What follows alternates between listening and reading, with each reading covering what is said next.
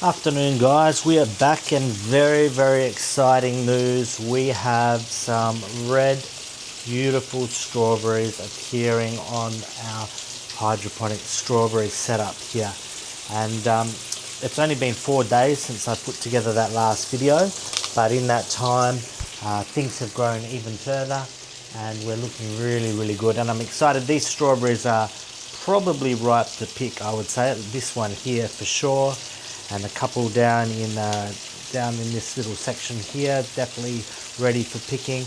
But I'm going to give them just another day just to be sure. They look really nice and plump, but I kind of want to make sure that for at least the very first strawberries that we're getting them at that peak ripeness, so that I can do them some justice. Couple of other things I'm going to be doing today.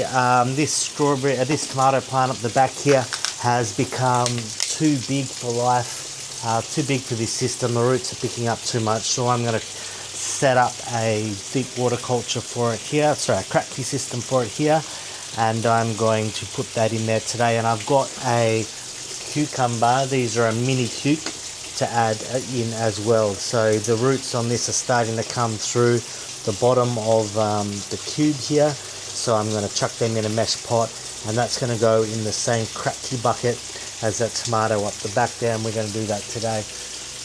I've got my light has just cleared, my second light has just cleared custom, so it's been a long time in the making for that one. So I'm going to be installing that, hopefully, fingers crossed, it arrives before the end of the week, because the light down here is just not sufficient to pull particularly these tomatoes and cucumbers through. You can see I had some little coriander seedlings. These little fellas were just sitting in this bucket down here, where it's a little bit darker, and you can just see how leggy they've grown, just because the light down there is not sufficient to support the growth of these plants in any meaningful way from a single light up off center from the bucket down here. And you can kind of see, if I move back a little bit, the way that the scent is set up. So once I get my additional light, I think I'm going to actually put it above these strawberries, because even down here they're getting a little bit dark in their where they're sitting. They're not getting a huge amount of light, especially since they're starting to get shaded from these ones above. And so I think I'll put the big light up there, and then I'll get this light that exists, I'll hang it in this spot here, and I'll lower it right down until it's just above the plants, the tomato and the cucumber and whatever else I choose to put in. And it is looking like it's going to be an eggplant or a capsicum that I'm going to put with it, and then we will be able to, they'll be able to get full light, and as they get higher and higher, the new additional light up there will be enough for them. My kratky Chinese vegetables are doing really well. They're not showing any light deficiency at all, so even though they're a long way from the light, they don't have anything directly above them shading them like these strawberries down the bottom do. And another thing I might do is just get a couple of really cheap LED lights to run along the underside of this, maybe 50 watts each, just to provide a little bit of extra supplemental light for these plants down here. And they probably won't need it. We are in a reflective mylar tent, so when the doors are all closed up, they will get light reflected onto them. But as I mentioned in my last video, the further the light has to travel, it exponentially loses the energy that will be able to be provided to be beneficial for the plants. Another thing that I've noticed just today, some of the newer strawberries, particularly on this bottom level that are forming, they are forming a little bit disfigured. So they've got a little bit of, they're not forming in a strawberry shape, they're a little bit lumpier, and that could be to do with pollination of the plants. So the fans that are up here are typically blowing the most on these top levels, which allows for these more kind of perfect strawberry shapes. But when they start to be not perfectly pollinated, that's when you get these kind of misshapen strawberries. And it isn't the end of the world, but they just won't end up growing as large. There will be a smaller plant overall, a smaller berry overall, and it won't be as tasty. A couple of other things I've noticed since my last video, and I did spray it today. I started to see some aphids appearing on this plant here. So you can see the aphids along this stem here. So I did just spray that down with some bug spray. Actually, I took the entire plant out of the tray there, and I took it out and gave it a spray down. But what I'm going to do for the longer term is I'm going to invest in some ladybug larvae to come into here, which will hopefully keep on top of the pests that are going to be in this plant here. That's curious. I just noticed I have a seed. I think it's a cute, maybe a watermelon or something in here that hasn't sprouted. Check this out. Maybe it has sprouted after all. I've got no leaves. It hasn't poked through the rock wool here, but it is very. Oh yeah, look at that. We've got a little the tip of the first not true leaves of that seedling coming up. That's a good little pickup there. I was going to throw all of these out. Nothing on the bottom of that one. I thought that the algae had got to these guys and that they were not going to make it, but that's a little pickup. So with these, I think this looks like a watermelon seed in there. What I'm going to do is I'm going to put them into yet another kratky setup, another bucket like this. I'm going to clear out all the junk from these bottom shelves that I'm using for storage, and I'm going to train the melon vines to come out of the kratky bucket, to come up through down here, and hopefully they'll be able to pick up enough light and have enough space to grow and put some melons together for me, particularly with that larger light.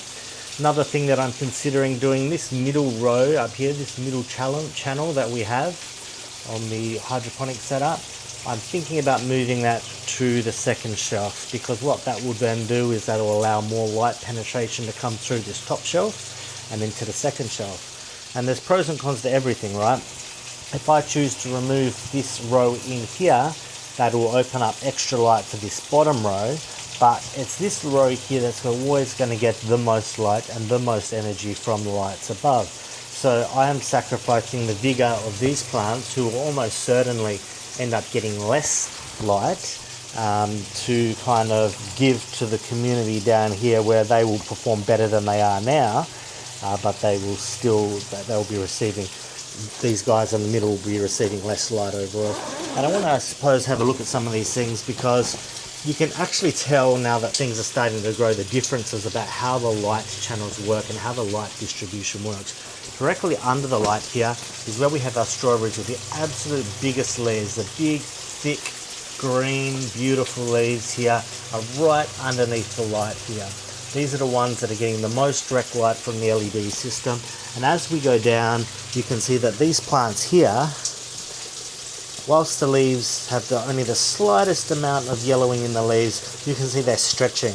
They are pushing up as far as they can get so that they can reach that light area. They're stretching out to the side. They're just kind of heading out in all directions because they are really lacking that light.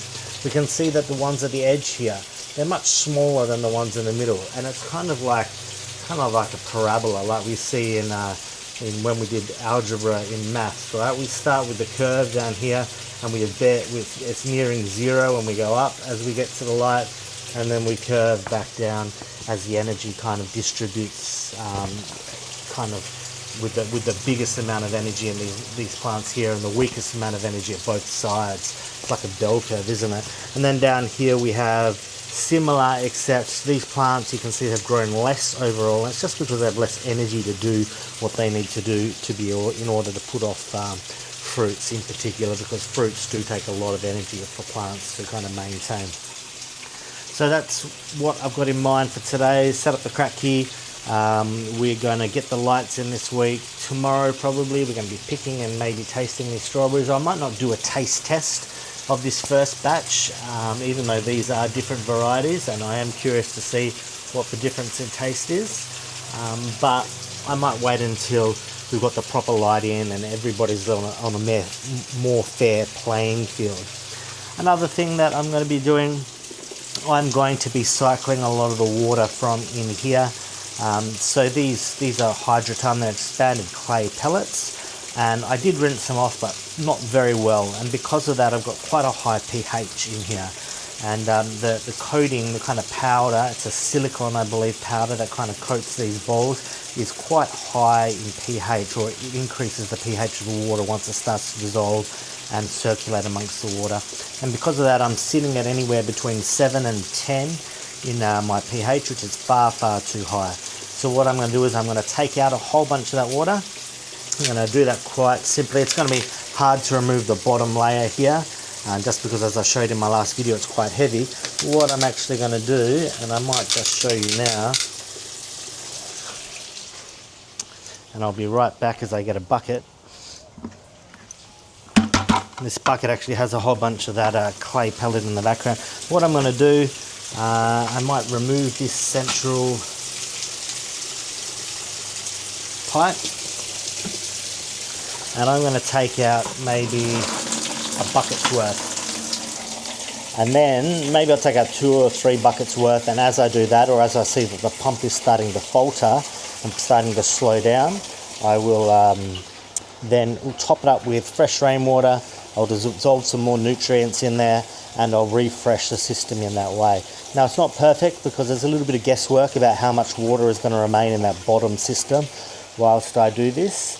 I can't see through the system. I'll lift it up and have a general idea, but even if I can cycle through, say, 50% of that water in there, it'll remove some of the accumulated salt residues that would have built up over time, because as the nutrients are being used, the plants are going to take what they want from that nutrient solution, and there's going to be some in excess, and there's going to be some lacking. So for instance, it might take all the nitrogen, or it might take all the phosphorus or the calcium, or whatever the plants are needing, and that's going to throw the solution out of balance. It'll still be reading quite high in your EC meter as dissolved salts that are in the solution, but it won't necessarily be something that I won't be able to necessarily tell which particular nutrient is lacking or which ones are in excess. The only real way we can do that is by filling up the system again with a newly mixed up nutrient solution, which will be more balanced in what I need. And I'm just looking at this now. It does seem to be slowing down already, doesn't it? It looks like the reservoir below might actually be getting a little bit low. It's not flowing out particularly fast, and maybe that's just because the pump below is also not getting much water fed back to it. So we'll start with half the bucket, and we'll see if that picks up in speed. And I'm just going to go, I'll bring the camera with me, I guess. Plants outside don't suffer as much from fully hydroponic plants, so if you've got plants outside, these guys here have soil to buffer any sort of extra salts in the mix, and it's going to rain at points, and it's going to do all sorts of things that mean that it's much harder. It's not impossible, in fact it's very easy to over fertilize plants, but this has still got nutrient solution in it, and so it's still very good to fertilize your other plants with that. And it's not good to waste anything, so we'll tip these on some of my other plants out here, and then we'll go see again inside the tent how we're going. Lots of extra strawberries out here, as you can see. Later on in the year I'm probably going to start testing how these strawberries are going compared to the in hydroponic tents in here. So you can see, look at these strawberries, how lush and green they are. And I guess this is also one of the great things I love about Brisbane. We're in the middle of winter here. Look at these beautiful lush strawberries that we've got going on. So you're probably not going to want to sit here and watch me empty buckets of nutrient solution onto plants. Yeah, this has slowed down a fair bit, hasn't it? We'll take a little bit more out. You're probably not going to want to watch me do all this, so I'll empty another few buckets, fill them up with rainwater, remix my newts, and then set up the kratky system, and maybe we'll put that on the video as well. So I'll give this a pause for now, and we'll be back in a little bit. Alright guys, we are back. I've finished filling up this bucket of rainwater. I've drained out most of this tub in here. Might have a quick peek now that we've got no water flowing, just to see how much water is in the bottom of here. And it is quite low. It's in the bottom third of the container. Now this is a 120 litre container, so if we're missing 2/3, we've probably got what's that, someone do the maths for me, 4, 8, 12, 40 litres in here. We need to fill it up with 80 litres. Okay, so this is a bucket that's 20 litres, I've already mixed up my nutrient solution, and I was going to actually post these as, I don't know, like 10, 20, 30 day updates or whatever, but these are happening far quicker than that, so I might just post longer updates and kind of track as a diary. I was going to do just kind of a strawberries update, but this is soon going to have tomatoes going in it, cucumbers, we're going to have melons, we've already got the Chinese veggies, we've got to have capsicums, we're going to have eggplants, so we may as well keep track of things, how we're going. And in fact, even in the last 4 days, I told you in the last video that I thought that these roots down here that were coming down from this system would be touching the clay balls, and they already are. So things move really fast when we're going hydroponically. In fact, they move so fast that we could turn around one day, and if the system has failed, everything could die in a single day. If we muck up our nutrients, they could literally die. So it's really important that we keep on top of things. And there have been people, and I've got no idea how you're finding me, by the way, reaching out to me on Facebook. I don't think I've ever given my full details on this channel, but people find me and they're messaging me. And so there's obviously some interest about growing indoors and hydroponically, and so you guys can keep along as if you're interested, and if you're not interested, you don't have to watch. Now, I've already mixed up the solution. Now, I'm using just a Bunnings mix. It seems to have fairly decent reviews online. It comes with 2 packets in there, and you mix them up to different ratios. I've actually mixed it in this little container here, and I put a bit of boiling water so that that fully dissolves. And now that it's in here, I'm just going to tip it into my bucket down there so that it can get dispersed through as we tip it through, and I'll rinse this bucket out as well, just to make sure we get all the nutrient solution out and distributed well, and it doesn't kind of sink and fall out of solution in the bucket. Another couple of things that I've done since then, I have measured, this is my rainwater, so it's a bit of an idea about how we're going for pH and solution of my rainwater. So my rainwater is sitting at about, if you can see that, 4.91 as pH, which is quite low, and 0.031 is in the electrical conductivities, which is basically dissolved salts, which is very, very low. There's basically, remember, this is on micro Siemens, so you've got to divide that again by, I think it was 100 to get to where we are. So very, very low numbers of dissolved salts in this rainwater, which is good because it means that any of the salts that we're measuring in this system that we come out, we can tell is just from the nutrients we're adding, or just from the, for instance, the outside, the clay balls, the silicon and other dissolved matter that comes in. We all know that it's not from the water itself, because the water in Brisbane is quite hard, which means that it's got a lot of dissolved calciums and magnesiums and all sorts of things in them from the surrounding groundwater and what's in the dams over here, and so that can kind of throw off and get our nutrients a little bit confused.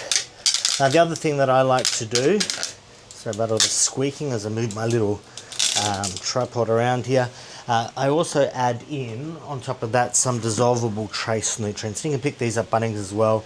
It says it can pick up a range of deficiencies, and in particular the ones you normally hear. And when you look online about what you need to add to your hydroponic systems, the things we're lacking the most of: calcium, so this adds a bit of extra calcium, magnesium and boron. So it also adds a few other things, but it's got those 3 big ones in there. And I don't add a whole lot in. This comes with a scoop in here. I'll add about 2 scoops into this bucket, just as a little bit of extra pick-me-up for these particular nutrients that might be missing. So I'm going to add them to the bucket as well. We're going to refresh this water now. We'll turn our pump back on. The pump, by the way, which I turned off, and we'll turn on now, so it's going to get a little bit noisier in here. The pump had really started to slow down. That's because there was a whole lot less water running through this system by the time I deducted 2 and a bit buckets through. As you can see, at the moment it's only running through, or it is running through 2 channels. It had slowed down and was only running through a single channel before. It looks like we're getting a trickle from this top channel as well. Nothing from this middle channel at the moment, or a very slight drip. So you can see the water levels feeding that pump right now are very, very low. And hopefully, as we tip some more water in, that will increase.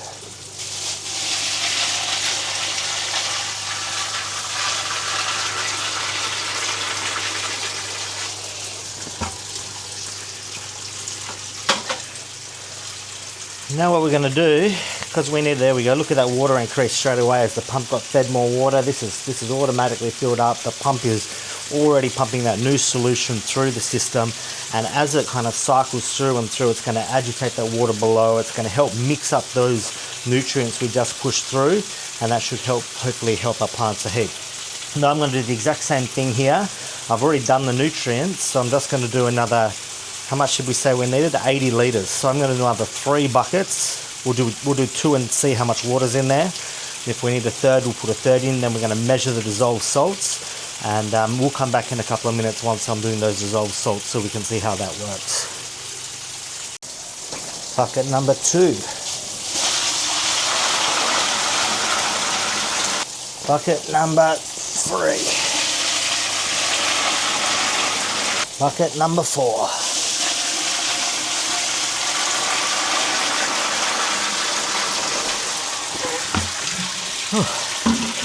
Looks like we've toppled our mint and all that, so poor mint's got all crushed. Put the mint back in there. Alright, now while we're waiting for that all to fall through and see how much water's actually in the system, we can start looking at the next part of today's plan, and that's this new kratky box that I'm going to be setting up. Now, for those that are interested, these boxes are just from the heavy duty storage part of Bunnings. So the ones that we're using here, these are 120 litre ones.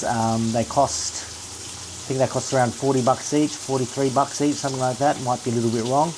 And then we've got these ones here which are even cheaper. Now this is a 65 litre container, and I've got this drilled out for these mesh pots to fit 3 plants in there. Then we're going to do a tomato, we're going to do a capsicum or a eggplant, I don't know what's sprouted, and we're going to do a cucumber.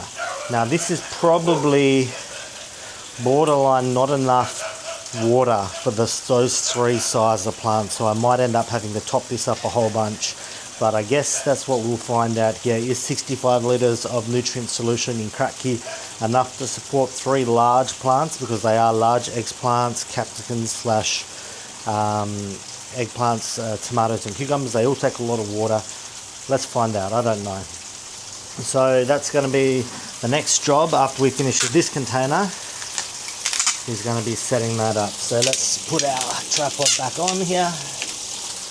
We'll put this in place because I don't really want to lift 65 litres worth of water around.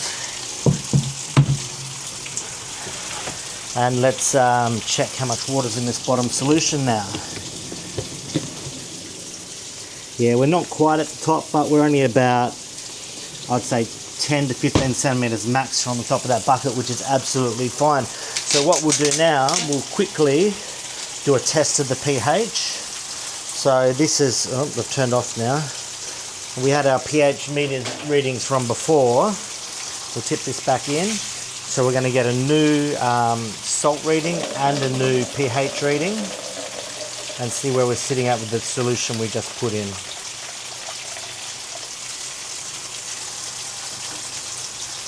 Alright, let's spin this around. Gosh, I've got this new tripod and it is good, but it's also squeaky. But it means I don't have to hold things with my hand at the same time. Alright, so this is the pH meter. Give it a bit of a rinse. That's sitting at 5.3 as a starting point. And our dissolved solids is, I don't know if you can read that, it's sitting at 1340. Now, strawberries don't mind 1340. Remember, we're dividing by 10 here because we're in micro Siemens. So that's about 134. And a pH of 5.3, so that's a delicious pH. We love that pH, 5.3. Could even go a little bit higher, 5.5 to 6 is fine. But those salts are a little bit on the low side, not hugely. Do I want to increase that is the question. Let's leave it as it is for now. We don't need, strawberries don't take up that much, but next time I might give it a little bit more of a boost just to keep that going. So those numbers for now, absolutely fine. We'll stick with them. I'm not going to adjust or play with the solution any further than that. So now what we're going to do is pull even more water and fill up this new kratky bucket down there. Now this is going to have some high powered plants in there, as I mentioned, so we're going to get an aim for a higher EC amount. We know that the pH level from the rainwater tanks is going to be around that kind of 5-ish mark, give or take a little bit. So that's going to be absolutely fine. We're just going to have to get our nutrients dialed in. And I'm going to want it to be closer to the 200 mark, or the 2000 on that meter. Anywhere from, say, 1.75 or 175 up to around 220, I think will be fine. Now, the difference between kratky and what we got going here, so obviously these nutrients are flowing around and around the system, and as you just saw, I topped up that system and calibrated that system down the bottom so that we have the numbers that we want. Now this kratky system that I'm developing or about to put in is going to be a little bit different. We're going to put the nutrients in once, and then we're going to set it and forget it and just let it do its thing. There's going to be no changing of those nutrients, at least not until the system gets down to half full or less. And unless something really goes wrong with the pH, which we will test, but not all the time, we'll probably just let it sit there and do its thing. So I'm going to go haul some more buckets, 65 litres, so that's another 3 buckets or so. So we'll be back shortly. Bucket number 1.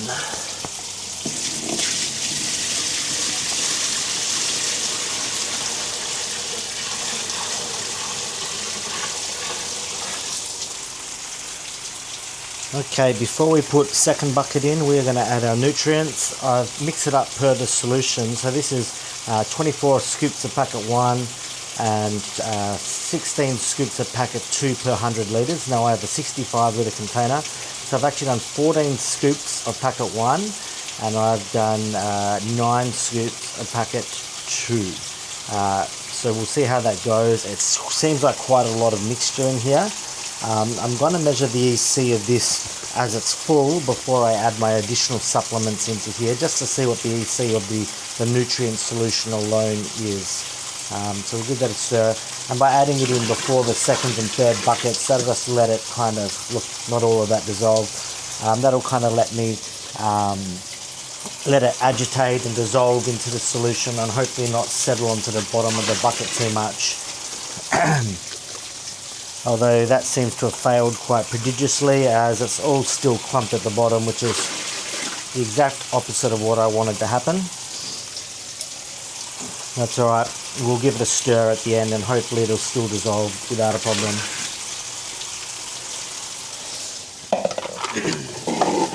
And the remainder of bucket 2.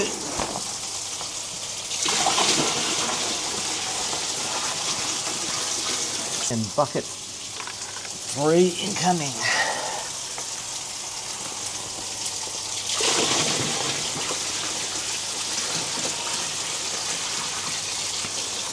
And now our very last bucket to fill this up.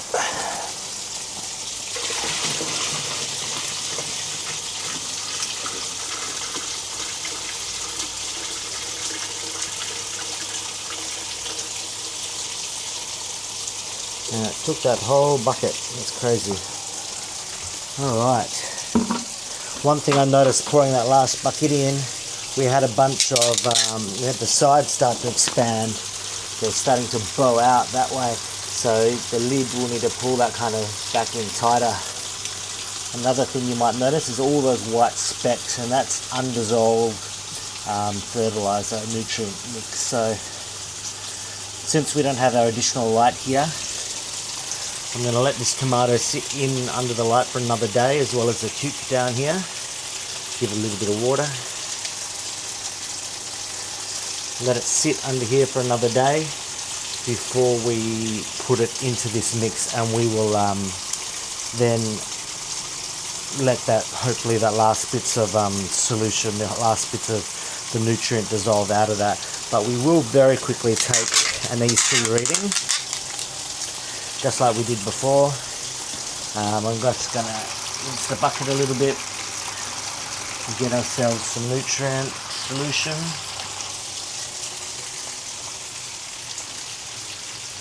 And we'll get our meters.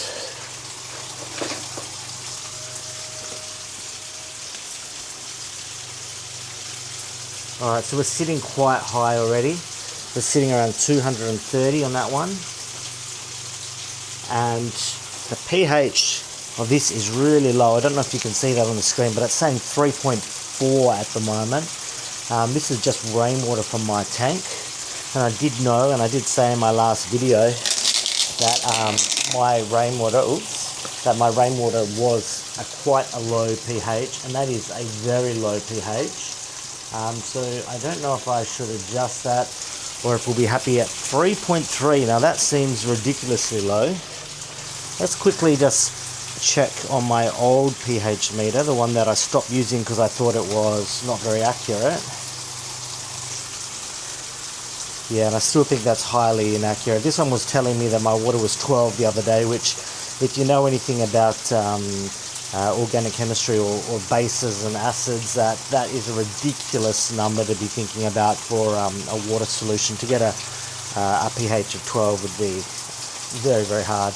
But it's very similar with 3.2. That is a very low pH. So I might get myself some pH increaser tomorrow.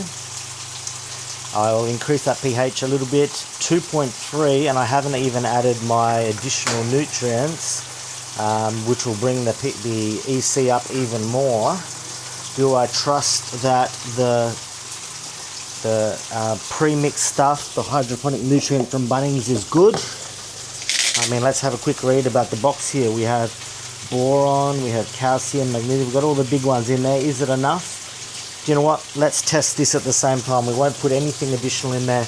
We're going to give this a proper run for its money. So it's only going to be this Manutech stuff, hydroponic nutrient, mixed at quite close to what the box says, and at quite a high nutrient amount, 231, which is a high total dissolved solids amount, which tomatoes and cucumbers and stuff do not mind. So they'll probably grow quite fast as long as the salt isn't going to burn the roots.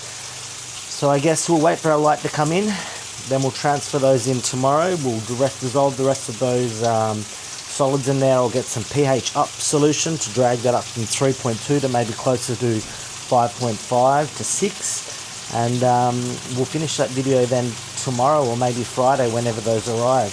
And I would have by then tasted these beautiful berries up here and have a good idea about how they taste and how the tent's going so far.